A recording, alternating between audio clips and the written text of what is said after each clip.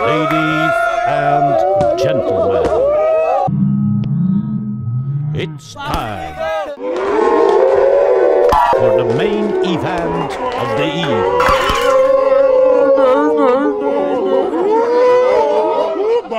Are you ready? Group hug lahat! Group hug!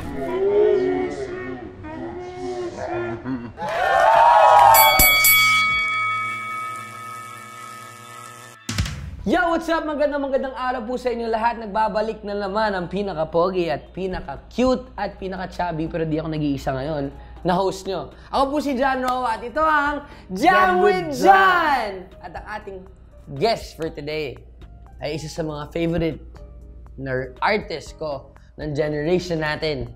Let's all welcome on the show, Because everybody! Palapakan natin si Because! Maraming salamat sa pag-ibig sa akin dito. Magandang araw, tol. Kamusta ka naman? Okay naman. Ikaw ba? Kumukute ka lalo. Pares tayong dalawa. Pares. Kamusta ka naman, tol? How's everything? It's all good. First question ko sa'yo, anong kinain mo kaninang umaga? Ay, ito. Inaantay ko itong question na ito. Ang kinain ko kanina is crispy dinuguan. Sobrang sarap. Ganda-ganda ng umaga. Crispy dinuguan. Tapos may rice na mainit, no? Imagine mo kung may sunny side up din yun sa gilid. Ang sarap. Solid. Tapos kape, no? Oh, sorry. Hindi to... Pwede kumain mo. hindi to food show. Yun yan. Pwede mo bang sabihin sa amin kung bakit Because? Bakit Because? Hango kasi siya sa real name ko. Kasi yung real name ko is BJ Castellano. So, kinuha ko yung B sa BJ and then Cas sa Castellano. So, Cas. Kaya yun pala yun. Ayan. Labas natin dito. Cas. Yun pala yun. Kaya pala Because. Oh, yan na mismo. Pinapogi ko lang naman. Tinlagyan ko yung U. When did you start sa music? Nag-start ako nung grade 6 ako. I was 11 years old nun. Usong-uso nun yung 187 Mobsters. Tsaka sila Curse One, ganun. And then, like, kapag kunyari break time namin o kaya boring yung discussion, pumunta kami ng nakaklase ko. Meron akong best friend nun, si Mark. Dalawa kami, parehas kami sobrang interested sa pagsusulat ng kanta. Pumunta kami sa pinakahuling row. Tapos pupunuin namin yung notebook. Hindi namin na kailangan, Sa pinakalikod. Oh, yung pinakalikod, yung pwede naming lagyan ng maraming sulat. Kasi imbis na lecture, isulat namin. Sinusulat namin yung kanta. Tapos hindi ko pa alam na kapag sulat ka ng rap, kailangan 8 rhymes, 16 bars. Hindi ko alam, ginagawa namin, pinupuno namin yung isang buong page. May masulat ka lang. May masulat lang, tsaka basta mag-rhyme. Nag-start ka, of course, sa hip-hop. So yun yung pinaka-main na influence mo talaga nag-start ka. Sabi mo, you wanted to join Flip Top or rap battle. Pero meron kang genre ngayon na ginagawa na pwede mo ma-explain sa amin kung ano yung genre na yun? Commonly known yung genre na ginagawa ko as trap soul kasi it's a mixture of R&B, trap, at saka yung rap, yung components ng tatlo na yun. And then siguro yung soul na nagkakaroon sa na mostly ng mga parang jazzy, pati yung relaxing na vibe habang pinapatungan siya ng mga rap lyrics, pati ng mga compositions na mahanap mo rin sa mga rap music, pati trap music. So yun, trap soul. Kasi usually diba pag sinabing trap yung mostly high lyric. Tsaka yung mga malalakas. Pero yung trap soul kasi yun, may soul may lambing pa rin doon. Nung nag-start ka na, naisip mo na i-focus ko tong trap soul na genre. Sobrang hands-on mo talaga din. You write your own songs. Ako, nung nagsisimula pa lang ako, mag-search lang ako sa YouTube, kuyari. Napakinggan ko ngayon sila Drake. May peg. Nung mga panahon na yan. Mag-search ako, Drake type beat. kung ano yung lumabas sa resulta. Tapos kapag feeling ko na katunog siya ni Drake, tapos feeling ko babagay ako doon. Susulatan ko kasi, ang intention ko na naman doon, unang-una sa lahat, gagawin ko tong kanta para sa sariling interest ko lang na gusto ko lang ma-try kung kaya ko ba yung ginagawa nila. Tapos pangalawa, ang intention ko lang rin nun, i-show ko siya sa mga friends ko. So, before. hindi ko muna iniisip kung whether maganda ba kakalabasan. Kasi, para mag-viral. Para mag-viral. Kasi, ano lang naman kami na ng tropa, alam ko naman na lalaitin nila yun So, inaano ko lang. Sa wala pa talaga na nag-start ka, wala pa talaga sa isip mo na magiging, alam mo yun, kakalat sa natin, sa country natin. So parang hindi ko ina-expect na parang maraming makikinig tapos kakalat siya sa scene. Ganun. So, ano ko lang, wala akong sinusunod na rules nung mga panahon na nagsisimula akong magsulat sa ganung klaseng style kasi ayun nga, sinabi ko lang na kami-kami lang naman. And then nung medyo nakagawa na ako siguro ng 2 kanta, doon ko na-realize na okay to yung ginagawa ko. Medyo nag-e-enjoy ako. Yun na ang pinaka-main naman talaga, yung hindi lang yung tao, yung mga nakikinig yung nag-e-enjoy. Dapat ikaw mismo nag-e-enjoy ka. Kasi kung ikaw nag-e-enjoy ka dun sa gawa mo, alam mo na yung ibang tao mag-e-enjoy din dun. So, are you hands-on ka din sa producing side, diba? Sa tracks. Especially nung sa producer mo na si Next Friday. And you're also learning how to produce music. Yeah. Sa bahay. Sa bahay lang din. Kasi, di ba, may pag-studio na rin. Kasi nag-uusap din kami minsan Kasi I'm also learning how to produce music. Kasi iba kasi pag nag-hands-on ka sa track mo, no? Kahit alam mo na kasi yung parang kumbaga engineer ka ng sarili mong bahay. Parang ganon. Kasi alam mo na yung kakalabasan So, ano yung process mo usually when comes to creating a track? Hindi lang sa writing, sa producing, ano yung pinaka-basic na parang may explain? Ang pinaka-basic ko kapag tawag dito, syempre, mauna muna yung beat. Ako, mas komportable ako na nauuna yung beat. Tapos saka ko siya susulatan. Kasi pinapatungan ko yung melody na naiisip ko na bagay sa beat, ng mga salita na gusto ko. And after that, kapag nasa recording na, syempre, iano ko muna yung kakapain ko yung vocals, pati yung beat kung paano sila magbe-blend well. Minsan, nagbe-blend well sila sa harmony, nagbe-blend well sila sa ad-libs. May mga extra na mga details na nagiging isang buong kanta siya. Hindi lang basta may chorus, may verse, may bridge. Hindi lang basta siya naka-layout na ganun Nagiging isang buong magandang art form siya kapag nilagyan mo ng mga konting details na dadagdag. Pag ina-explain mo, parang medyo mahirap ba i-explain. Pero pag andun ka na sa ano na yun, pag andun ka na sa moment na yun, parang tuloy-tuloy na siya. Tuloy-tuloy na siya. Process na talaga siya. Parang alam mo na kung paano kulay, kung ano yung pipinta, kung anong stroke mo, parang lalo na kung pagkabisado mo na yung canvas. Next illustration. Isama ko pa rin si BJ, aka Because. So nakikita niyo na medyo maraming kagamitan sa aming harapan. Alam mo natin paano gamitin to? Dito mo ito natin sa akin. So, our challenge for today is gagawa kami ng trap beat. Kaso, wala kaming motivation, wala kaming maisip. Gutom na ako Gutom ka din? Gutom na ako. Kasi hindi tayo makalabas dito. Kulong. Kulong. Gutom. Food trap. Food trap. Food trap. Okay. Food trap game. Food trap.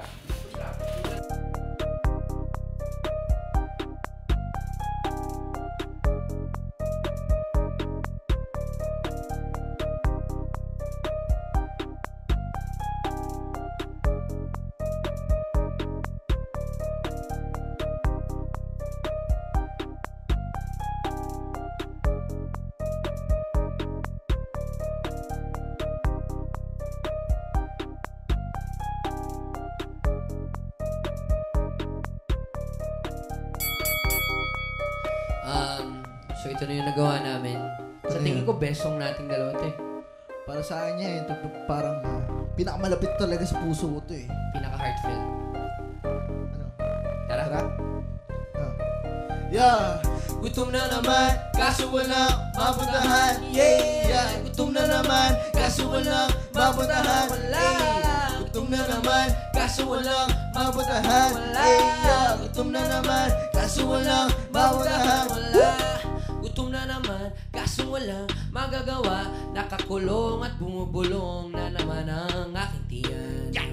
French fries, burger with large iced tea. Samahan mo na rin ang strawberry. Parang gusto ko ng milk tea, coco tapos yung green tea. Iinom ako ng boba hanggang sa puros ako nakikid. Gusto ko na ng shawarma, tapos crispy pa yung beat. Kung kailan ko ay nahanap, doon ko pa di makikita, Gutom na naman, kaso walang maputahan. Gutom na naman, kaso walang maputahan. Gutom na naman, kaso walang maputahan. Gutom na naman, kaso walang maputahan. Gusto ko ng donuts, gusto mo rin nun? Gusto ko din nun. Gusto kong kumain, kailan mo gusto? Gusto mo ngayon? Gusto ko ngayon. Tara.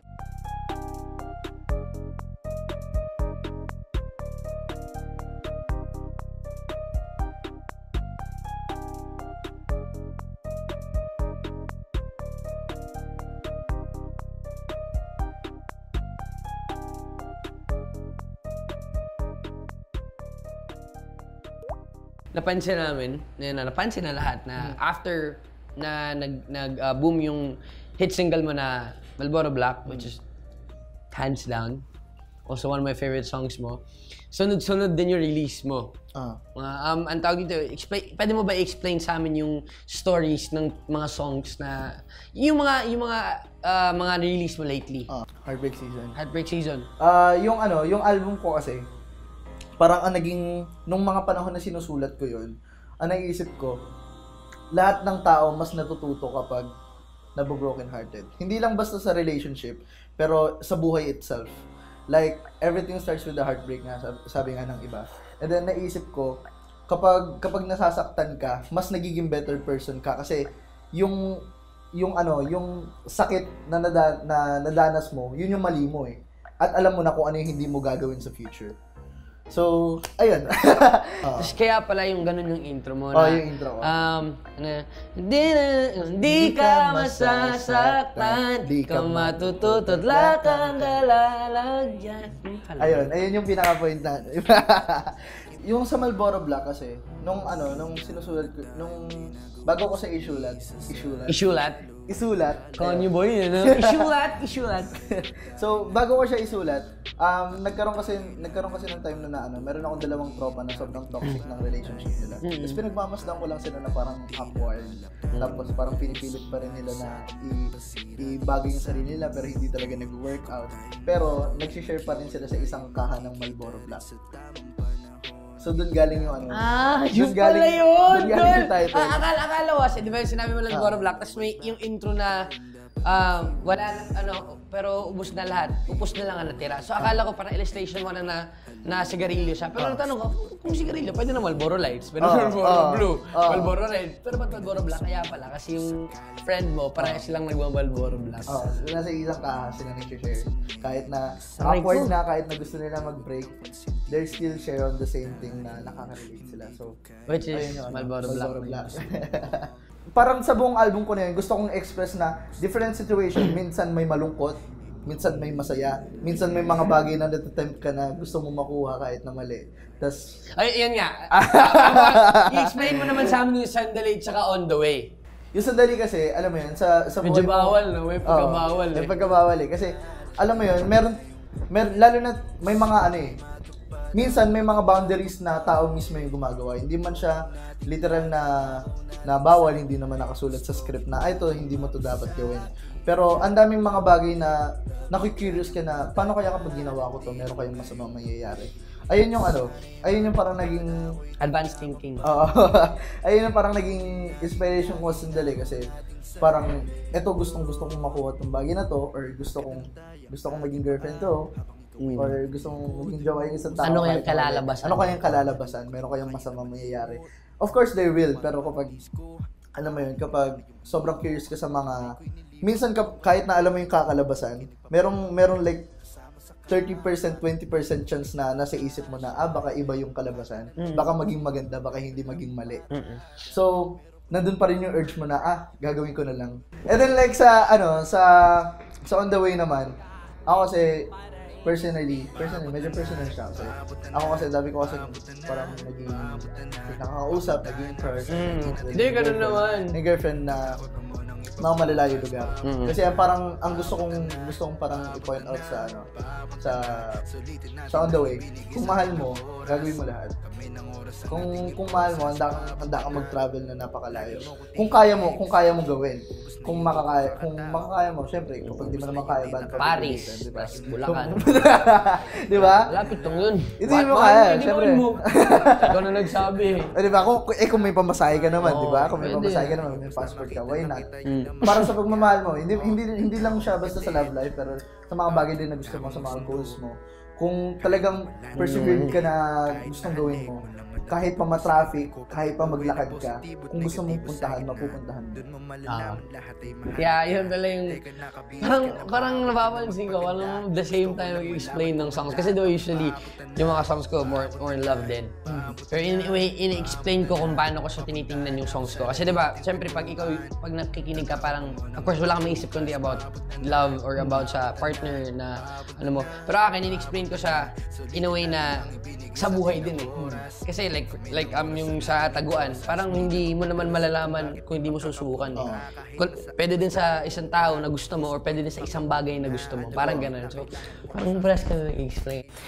So, now that you're part of the Viva family, so congratulations. What can we expect from Because? Ako, ano talaga ako eh. Workaholic talaga ako na tao. Like, kapag, minsan nga, ayoko talaga matulog. Kasi nasa isip ko, 7 hours wala akong gagawin. Kung sinulat ko na lang ng kanta. Di ba? So, nasa isip, sa ngayon, I have a lot of plans. And then, meron din ako mga sinusulat na kanta. And then, may mga songs din ako na hindi pa nalalabas. So, siguro, sa ngayon, nagpapahinga muna ako, pero meron ako mga ilalabas na mga single, pati mga collabs. Tapos, hopefully, I'll be working on my next album soon. So, yun. So, nakasama ka na. Kasama ako doon. Speaking of dream collaborations and performances, simulan natin sa performance, na parang ano yung dream performance mo? Tapos, dream collaboration with sinong artist? Pinaka-dream ko nakasama sa stage is si Siza. Ano siya? Female R&B artist siya. And then like, kapag nasa stage siya, hindi siya napapagod. Sayaw siya ng sayaw. Vibe siya ng vibe. Ganun. Ang laki pa ng buhok niya. Ang laki pa ng buhok niya. Parang ang init doon, no? Parang hindi siya na eh. Totoo. Parang hindi siya napapagod. Parang kapag nasa stage siya, binibigyan niya talaga lahat. Gusto kong makakuha ng ganung klaseng energy rin sa mga shows ko. Tapos, hindi mapakali sa stage. Gusto ko rin maging ganung klaseng ka-energetic. Saya, no? So, parang ang saya-saya na makasama sa sa mag-perform. Totoo. And then, like, sa dream collaboration. Sa local naman natin. Sa local. Ang dream collaboration ko is si Jaya. Why Jaya? Si Jaya kasi, tawag dito, nasa isip ko kasi parang, yung, kapag naririnig ko siya kumanta, sobrang lambing, sobrang init, tapos parang sobrang, alam mo yun, sobrang, iba yun, hindi lang basta sa tenga ko, pero parang umaano siya sa dibdib. Parang pumapasok sa dibdib yung voice. So, parang gusto ko rin magkaroon ng ganong klaseng mood sa mga kanta ko. Tapos, syempre, legend. Wala masabi yan eh. Dream performance ko is makasama si Josh Hush. Kasi sobrang buhay na buhay si Josh Hush sa stage. One time nag-perform kami sa Rue Bourbon. Sobrang lambing pero gising na gising. Gusto ko siya maka-perform. Tapos Dream Place, Araneta. Araneta. Diba? Kung performer ka sa Pilipinas, one thing na gusto mong goal check na mag-performan, Araneta Coliseum. Someday, Araneta. Of course, nag-start ka, diba sabi mo kanina, nag-start ka from writing lang sa likod ng classroom nyo with your friend. Ano ba yung pwede mong i-share o yung message para sa mga aspiring artists din dyan na nangangarap din na hindi lang makilala sa music scene, yung ma-share din yung craft nila sa tao. Kapal ng muka. Huwag kang masyadong ma-pride sa music mo. Maging proud ka sa track mo, pero at the same time, proud na gusto mo silang ipakita sa lahat ng tao.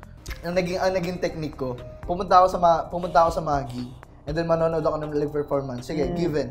Pero at the same time, kakausapin ko yung mga artist din na nagpe-perform. Tatanong ka. Tatanong ako, sir, ako po pala si ako po pala si Because. Kapalan nga talaga. Gumagawa rin po ako ng mga kanta, baka gusto nyo po i-check yung SoundCloud ko. Tapos chat ko sila, sir, ako po yung kumausap sa iyo kagabi. Ito po yung SoundCloud na sinasabi ko.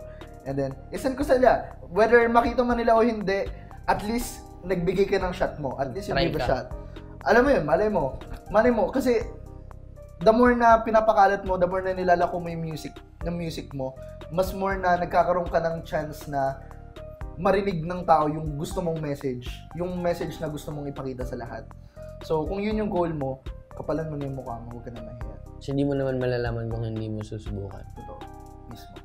Once again, guys, Because, palakin natin si Because.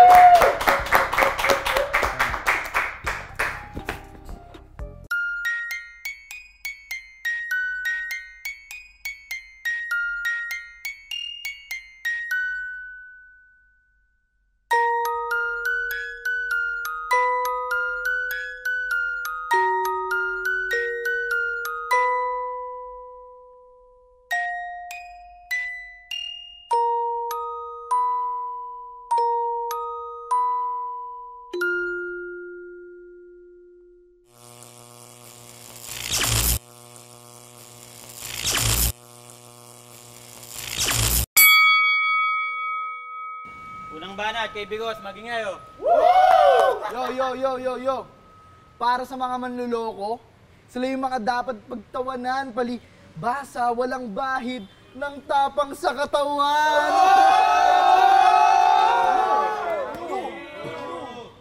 Unang banat kay John Roa, kaibigan.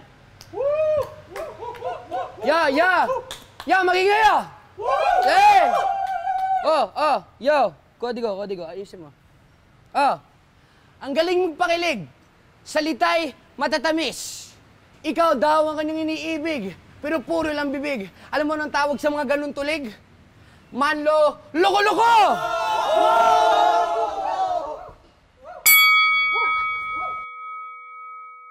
Pangalawang banat kay Bigos, makinig. Yo. Amoy yung baho mo kahit sa malayo. Malamang yung safeguard nyo last year, may nakasulat pa rin na safeguard ngayon.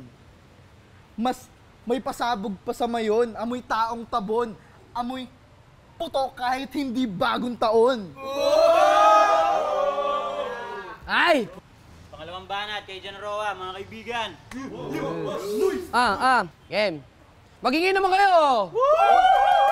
Check. Nakahilata siya buong hapon habang nag-iipon ng asim, pawis, libag at kurikong sa katawan. Mahal kong kaibigan, maligo ka naman. Ano ba yan? Pangatlong banat kay Bigos. Yo, teka. Listen. Yo, para sa mga gandang di nakala, lagi mo tandaan na ang panlabas na anyo'y lumalabas, nawawala.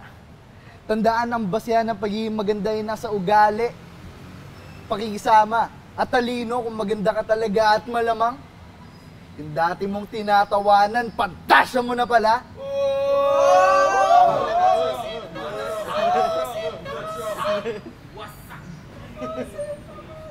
Pangatlong banat, John Roa, mga kaibigan. Wait lang. Ang haba. Yeah. Huwag ka man distractol, doon ka. Game! Yeah. Isang dalaga na di ka pansin-pansin. Walang may pake, walang tumitingin. Pero teka, nagkamali ata ako kasi sa dirami-rami ng magagandang babae sa mundo, wala palang mas gaganda pa sa babaeng may talino at puso.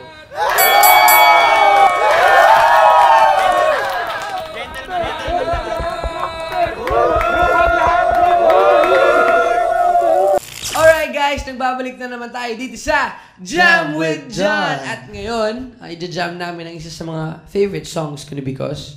Ayun. Marlboro Black. Bakit Marlboro Black? Meron akong dalawang friend na pinaghugutan ko ng kanta na yan. Tapos naghahati sila sa Marlboro Black. So basically, yung kanta na yun, about siya sa isang toxic na relationship na pinipilit niya pa rin kahit hindi na pwede, kahit hindi niya masakit kaya. So parang ito yung last goodbye. You ready? Yeah. Let's do this. Go.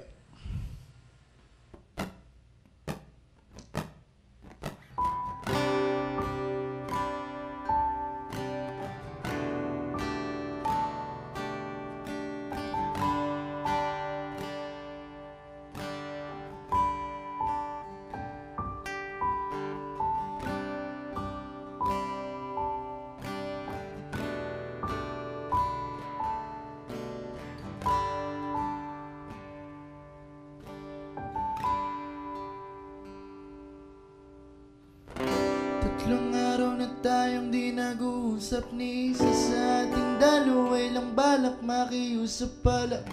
Pareho tayo na kulang at ang tayo na rin patutunguhan ngayon. Bakit nga ba tayo nakita, nakalimutan na tila pala magayos ang lalo sa atin nagpasira? Di ba sabi mo noon tayong dalawa'y maghiwalay, magkikita rin sa tamang panahon? Ngayon akin napaisip, paano kung ganon? Kung tayong nga talagang dalawa'y bakit pa tayong dapat maghiwalay ngayon? Kung ganon magbiro ang tadhana ay dapat alam niya na kung oras magpagbiruan ngayon. Huwag mo na akong kulitin pa, huwag ka na rin sumagot kung sakaling kulitin. Kahit magkasalubong, huwag na natin pansinin ang isa't isa't pagkalito'y huwag na konsintihin pa. Dahil hindi ko kaya maging kung sinong gusto mo, ibigay ko nga nung gusto mo, ibigay anong nararapat sa atin dahil hindi na natin kaya. Dahil hindi mo kaya maging kung sinong gusto ko, ibigay ko nga nung gusto ko, ibigay anong nararapat sa atin dahil di na natin kaya. Huwag nang pilitin kahit pwede, isipin ang sarili at huwag na sa atin dumipende. Mas mahina naman sasakitin na kadegil at tayo magagamot. Pareho tayong pasyente, hindi mo ko kailangan. Ganun ka rin sa'kin, libro ng istorya natin dalawa'y sa simo. Kaaya-ayang basahin, yeah. Talagang dapat mong asahan, hindi mo akalain. Ba't ba tayo naniwala? Pagmamahalan natin dati pa'y di alintana. Ngayon dapat nalimutin na ating alaala. Kailangan magbura para matuto tayo, parang sulat sa pissarra. Huwag mo na akong tanongin pa, masasaktan ka pa rin kahit ang isaluin. Kapanandali ang marka lang to, parang hinapan sa mata lang. Pagmamahal di dapat di ka din na, dahil hindi ko kaya maging kung sinong gusto mo. Ibigay ko nga nung gusto mo, ibigay anong nararapat sa'yo. Mahal kita pero tama na, dahil hindi mo kaya maging kung sinong gusto ko. Ibigay ko nga nung gusto ko, ibigay anong nararapat sa atin dahil di na natin kaya. Di na natin kaya.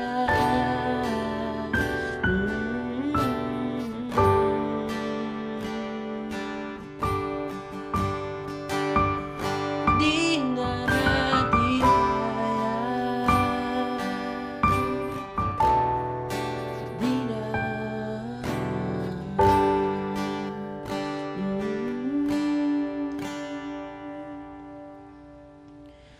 Dahil hindi ko kaya maging kung sinong gusto mo,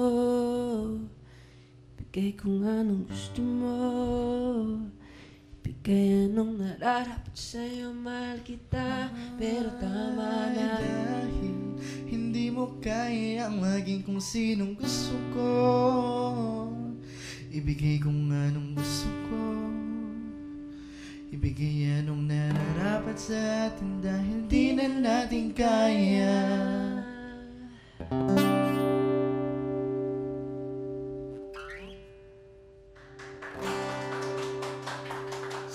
po guys, ang Marlboro Black, isa sa mga pinakamasakit na kanta na alam ko. And of course, because BJ, maraming salamat. Maraming salamat sa inyo guys for having me here. It's really a pleasure na makasama ka sa show na ganito. Pleasure. So, maraming salamat. Ayan. Ito, si BJ, isa sa mga young artist na kasabayan ko talaga ngayon, na isa din sa mga pinakakuwela at isa sa pinaka-artistic na tao na kilala ko din. Once again, because everybody, pulpakan natin si Because. And guys, maraming salamat din sa pagstay at pagkikipagkulitan nyo sa amin today. May pag-boxing. Sa next episode natin, may mga surprises na naman ako sa inyo. Once again, this is Because. I'm John Roa and this is Jam with John!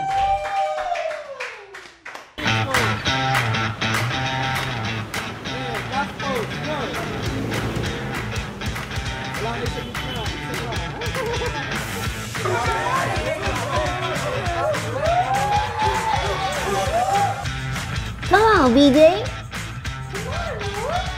Let's go.